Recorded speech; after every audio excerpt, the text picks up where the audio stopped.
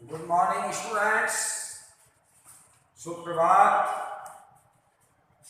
अब है हमारा क्वेश्चन नंबर 2.2 का पांचवा क्वेश्चन ये है। 2.2 प्रश्नावली का प्रश्न को लिख देता हूं। एक संगोष्ठी में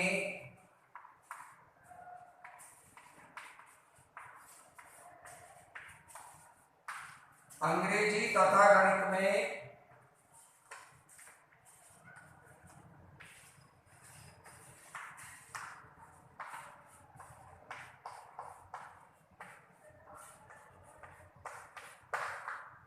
भाग लेने वाले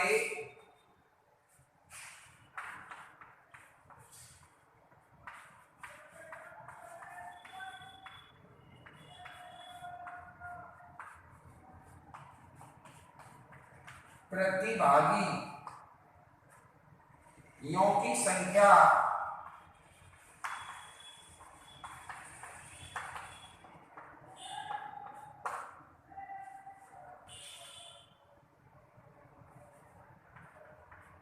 हिंदी और यहाँ पर हिंदी, अंग्रेजी तथा गणित में भाग लेने वाले प्रतिभागियों की संख्या क्रमशः 60, 24, 108 है। यदि प्रत्येक कमरे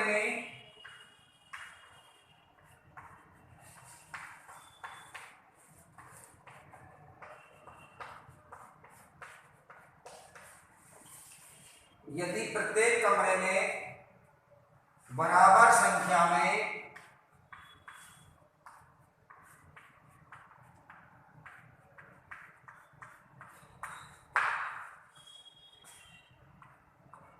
एक ही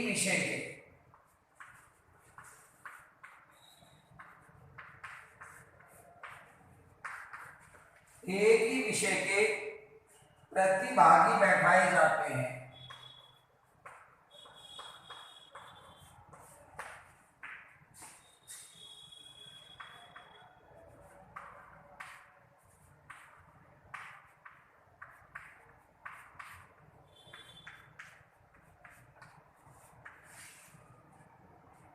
तो आवश्यक कमरों की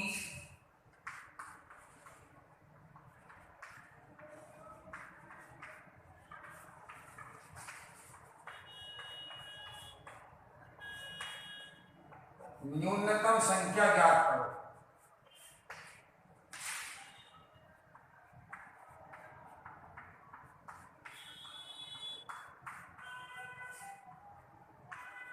देखिए, प्रश्न को समझिए। संगोष्ठी में 3 विषय के प्रतिभागी भाग लेने के लिए कहीं गए और 60 विद्यार्थी हिंदी के गए, 84 अंग्रेजी के गए, 108 गणित के गए। अब प्रत्येक कमरे में बराबर संख्या के एक ही विषय के प्रतिभागी बैठाए गए, तो आवश्यक कमरों की न्यूनतम संख्या ज्ञात करो। तो देखिए, यहाँ कुल प्रतिभागी कितने हैं? कुल प्रतिभागी हैं हमारे पास जो परीक्षा में भाग लेने के लिए गए 60, 84 प्लस 108 बराबर आपके हो गए ये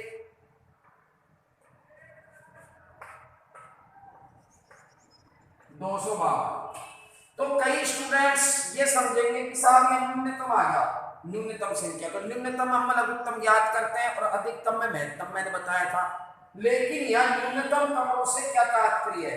अब आप देखिए, आपके घर में आप मान लीजिए आपके घर में 50 मेंबर आ गए और कमरे हैं 5, तो अब आप एक कमरे में एक मेहमान को बैठाएंगे तो 50 मेहमानों के लिए 50 कमरों की आवश्यकता पड़ेगी, और एक कमरे में आप 2-2 मेहमान बैठाएंगे तो 25 कमरों की आवश्यकता पड़ेगी।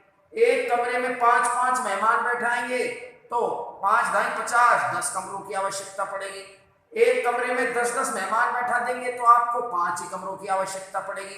इसका मतलब ये हुआ कि अपन को न्यूनतम कमरे चाहिए इनको बैठाने के लिए। तो न्यूनतम मतलब कम से कम कमरे चाहिए। तो कम से कम कमरे जब ही मिलेंगे जब हम हर कमरे में अधिक से अधिक प्रतिभागी बैठाएंगे। ये ध्यान देना कंसेप्ट पे। यहाँ कई विद्यार्थी जल्दबाजी में ये पढ़ लेते हैं कि न्यूनतम संख्या पूछिए कमरों की और एलसीएम निकाल देते हैं। अरे भाई, कमरों की न्यूनतम संख्या का मतलब क्या हुआ? कमरों की न्यूनतम संख्या की जरूरत कब पड़ेगी? जब हर कमरे में हम अधिक से अधिक, जितने आ सके अधिक से अधिक विद्यार्थी बैठाएंगे। एक कमरे में जितने ज्यादा विद्यार्थी बैठाएंगे उतने ही न्यूनतम मतलब कम कमरों की आवश्यकता पड़ेगी। तो यहाँ प्रश्न का जो कंसेप्ट है, अपने को क्या निकालना है? यहाँ लैसे नहीं, एलसीएम नहीं, एचसीएफ। किसका? बैठने वाले प्रतिभागियों की संख्या का। क्यों एचसीएफ क्यों निकालेंगे? क्योंकि एक कमरे में अधिक से अधिक प्रतिभागी बैठेंगे, ज्यादा से ज्यादा, तब न्यूनतम कम से कम कमरों की जरूरत पड़ेगी। और एक कमरे में आप कम विद्यार्थी बैठाएंगे तो कमरे बहुत सारे चाहिए। जब ये कह रहे हैं कमरे कम से कम चाहिए, न्यूनतम का मतलब कम से कम, तो कम से कम कमरे तो जब आएंगे संख्या जब आप हर कमरे में विद्यार्थी अधिक से अधिक बैठाएंगे। इसलिए अपन को विद्यार्थियों की संख्या का अधिक से अधिक मतलब उनका एचसीएफ निकालना पड़ेगा, यहाँ एलसीएम नहीं निकलेगा। तो देखिए, अभाज्य गुणनखंड विधि से 60 के अभाज्य गुणनखंड आप कर लेना, मैंने आपको बता दिए और बता देता हूँ। यहाँ 2 का भाग दिया 30, 15 और 3 पंजे 15, 5 एकम 5, 2 की घात 2 गुणा 3 गुणा 5 और 84 का अभाज्य गुणनखंड 42, 42 का आधा 21, 3 7 21, 7 एकम 7। तो 42 84 के अभाज्य गुणनखंड होंगे 2 की घात 2 गुणा 3 गुणा 7। अब आपके पास अब चाहिए हमको 108 के अभाज्य गुणनखंड, 108 के अभाज्य गुणनखंड। तो देखिए 108 के अभाज्य गुणनखंड क्या होंगे? 108 के अभाज्य गुणनखंड होंगे 2 पंजे 10, 2 चौके 8, 57 का आधा 27, 3 नाम 27, 3 तिया 9, 3 एकम 3, 1 2। 108 के अभाज्य गुणनखंड आगे 2 की घात 2 गुणा 3 की घात 3।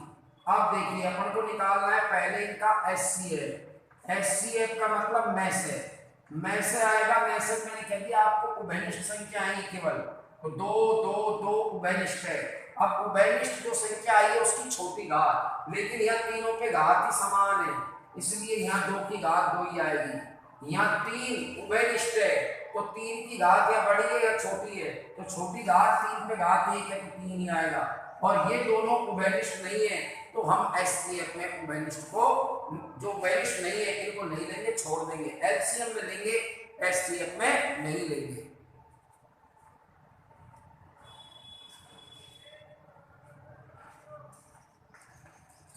अब देखिए आप 4 गुणा 3 बराबर, इसका मान आ गया 12, क्योंकि ये 4 है, ये गुणा 3 है 12। तो एक कमरे में अधिकतम कितने विद्यार्थी बैठेंगे? एक कमरे में अधिकतम विद्यार्थी 12 बैठेंगे, एक ही विषय के होंगे।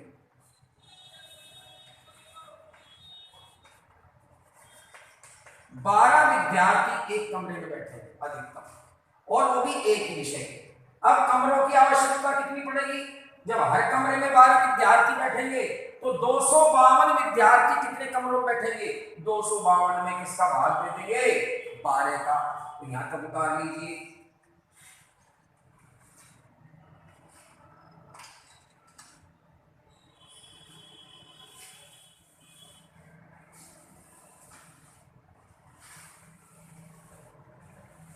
तो कमरों की न्यूनतम संख्या, कमरों की न्यूनतम संख्या बराबर 252 बटे 12, 21 कमरों की आवश्यकता पड़ेगी। 252 विद्यार्थियों को बैठाने के लिए।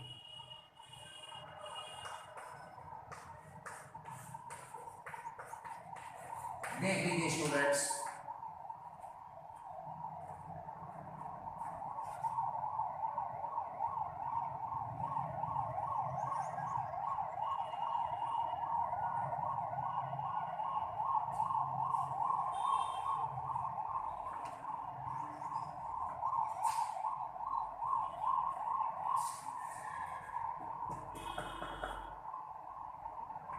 अब अगले टॉपिक पे आते हैं, परिमेय और अपरिमेय संख्या।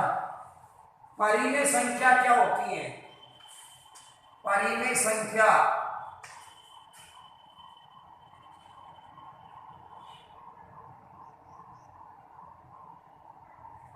देखिए स्टूडेंट्स, परिमेय संख्या क्या होती है?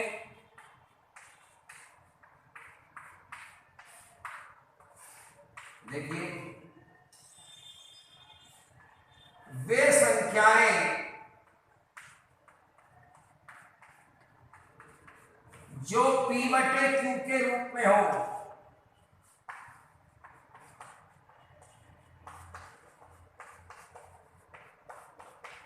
तथा Q का मान 0 नहीं होना चाहिए,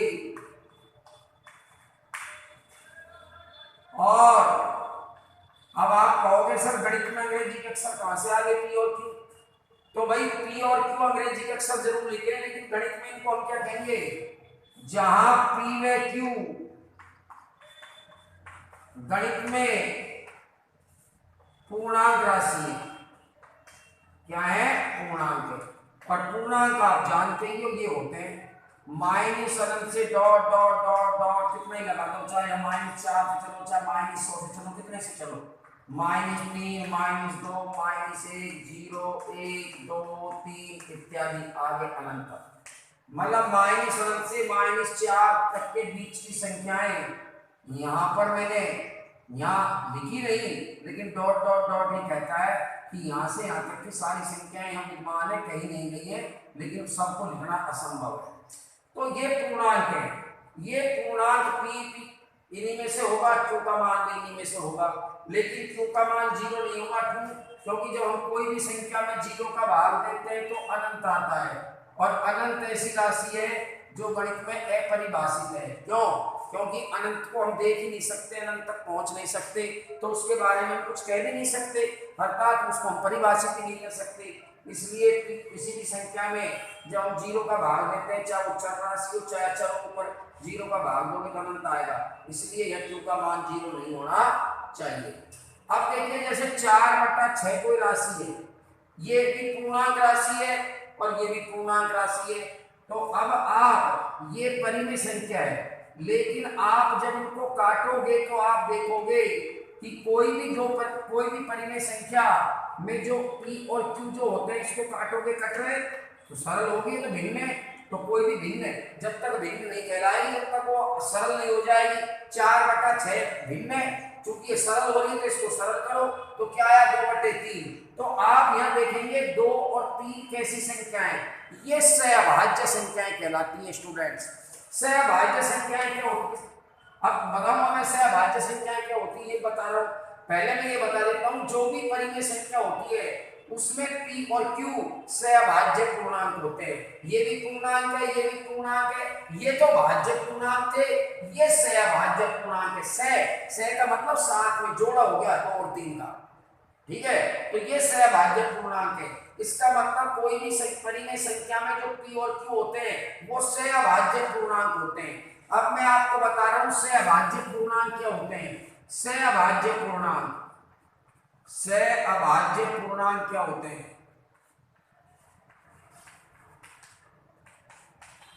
वे दो पूर्णांक, ध्यान देना मैं 2 लिख रहा हूं, सहभाज्य पूर्णांक अकेला नहीं होता, 2 का जोड़ा होता है। वे दो पूर्णांक जिनका उभयनिष्ठ गुणनखंड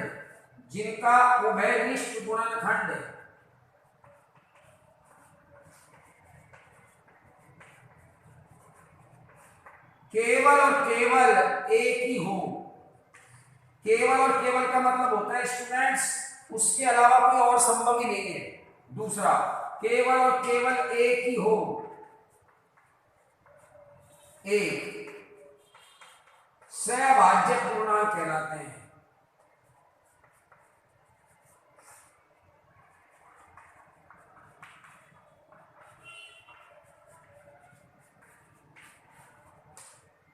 जैसे 2 और 3, क्यों 2 और 3 क्यों? क्योंकि 2 के गुणनखंड करेंगे तो 2 गुणा 1 और 3 के करेंगे तो 3 गुणा 1। इनमें उभयनिष्ठ गुणनखंड एक ही है केवल दोनों में, अर्थात 2 में भी 1 का ही भाग जाएगा, 3 में भी 1 का ही जाएगा, 1 के अलावा अन्य किसी की संख्या का भाग नहीं जाएगा। आप कहेंगे सर 2 में तो 2 का भी जा रहा है। अरे भाई मैं दोनों जोड़ों की बात कर रहा हूँ। 2 का 2 में जा रहा है तो 2 का 3 में थोड़ी जा रहा है, या 3 का 3 में जा रहा है तो 3 का 2 में थोड़ी जाएगा। मैं तो दोनों भाग की एक साथ बात कर रहा हूँ। तो एक साथ 2 और 3 को विभाजित करने वाली संख्या केवल एक ही है। इसका मतलब इन दोनों का उभयनिष्ठ गुणनखंड केवल एक ही है, एक के अलावा संभव नहीं है। तो अर्थात ऐसा भी कह सकते हो 2 और 3 को केवल और केवल एक ही विभाजित करता है, एक के अलावा और अन्य कोई संख्या 2 और 3 दोनों को विभाजित नहीं कर सकती। ठीक है, आप कहोगे सर 2 को तो 2 करता है, भाई तो फिर वो 3 को नहीं करता है। ठीक है, तो ऐसी संख्याएं अपनी सहभाज्य पूर्णांक कहलाती हैं, 5 और 7। ठीक है, अब आप 4 और 6 की बात करें तो 4 का उभयनिष्ठ गुणनखंड होता है 2 की घात 2 या 2 गुणा 2, एक ही बात है, और 6 का 2 गुणा 3। अब आप देखेंगे यहाँ उभयनिष्ठ गुणनखंड 2 आ गया, तो इसका मतलब 4 और 6 सहभाज्य पूर्णांक नहीं है। क्यों? क्योंकि इनमें एक का गुणा कर दो, इनमें 1 का भी भाग जाता है और 2 का भी, जबकि सहभाज्य पूर्णांक की क्या परिभाषा है? जिनमें केवल और केवल 1 का ही भाग जाए। लेकिन हम जानते हैं कोई भी परिमेय संख्या जो होगी उसमें जो p और q होंगे वो सहभाज्य पूर्णांक होंगे। कैसे होंगे? p व q सहभाज्य पूर्णांक होंगे। सहभाज्य पूर्णांक, सहभाज्य पूर्णांक लिख सकते हो आप, या पूर्णांक वो भी पहले लिखा था वो भी सही है। सहभाज्य पूर्णांक क्यों? क्योंकि जैसे कोई परिमेय संख्या 4/6 आ गई, अब ये तो भिन्न होगी। अब हम जानते हैं कोई भी भिन्न जब तक भिन्न नहीं कहलाती, जब तक वो अपने सरलतम रूप में नहीं आ जाती। तो 4 और 6 तो भी कट रही है, इसलिए 2 दूनी 4, 2 तिया 6, तो ये परिमेय संख्या है, ये भी परिमेय। लेकिन कोई ये परिमेय संख्या कट के किसमें आ गई? सहभाज्य। ये भी पूर्णांक था, ये भी पूर्णांक था, लेकिन अब कैसे पूर्णांक आए? सहभाज्य आए। क्यों? क्योंकि इसमें भी 1 का ही भाग जाता है, इसमें भी 1 का ही जाता है। इससे सिद्ध हुआ कि कोई भी परिमेय संख्या में जो p/q होते हैं, p और q, वो सहभाज्य पूर्णांक होते हैं। ठीक है, तो आज मैंने आपको एक परिमेय संख्या से इंट्रोड्यूस करवा दिया, सहभाज्य पूर्णांक को इंट्रोड्यूस करवा दिया, परिचय करवा दिया, क्योंकि ये दोनों चीजों को हमारे जब समझ में आएंगे तभी हम कल आगे प्रश्नों को समझ पाएंगे। तो थोड़ा सा कल मैं आपको अपरिमेय संख्याओं के बारे में और बताऊंगा और फिर इस पर फिर अपन सवाल करेंगे। ठीक है, थैंक यू स्टूडेंट्स।